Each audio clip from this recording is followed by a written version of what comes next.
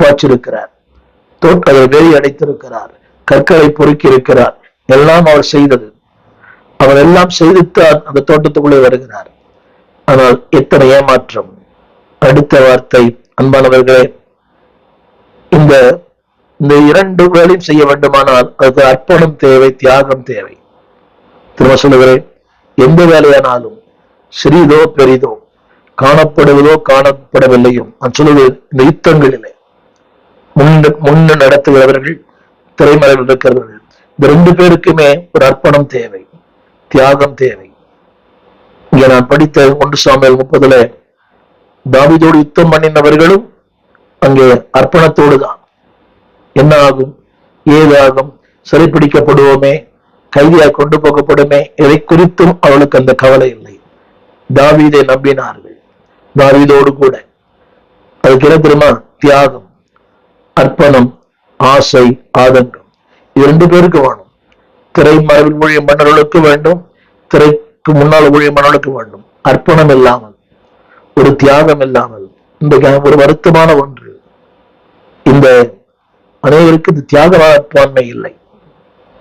8 மணி ஆராதனை, 7 மணி ஆராதனை, 7 மணில வந்து பாட வேண்டும், 7 மணிக்கு சபையில் இருக்க வேண்டும். அனைவரும் சில பொறுப்புகளை கொடுக்கிறோம்,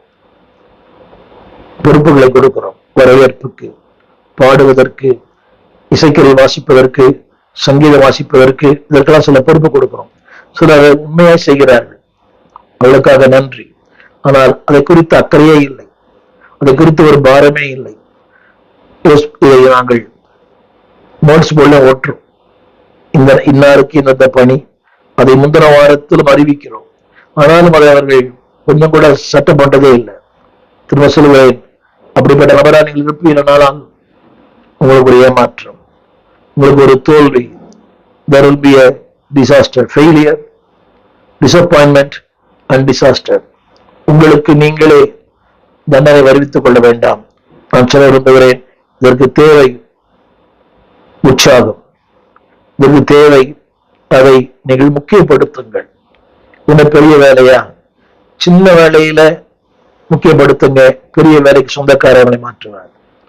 சின்ன சின்ன வேலை நான் துணை பேரை பார்த்திருக்கிறேன். சென்னையில ஆன்லைன் பிரே நடக்கும், சென்னையில் ஆன்லைன் பிரே VP ஹால்ல 80களில் 70களில்.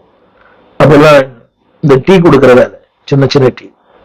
என்னோட இன்னொரு ஊழியர் சகோதரர், இன்றைக்கு அவர் நம்பர் 1 சுவிசேஷகராக இருக்கிறார். தமிழகத்துல பிரபலமான சுவிசேஷகர்.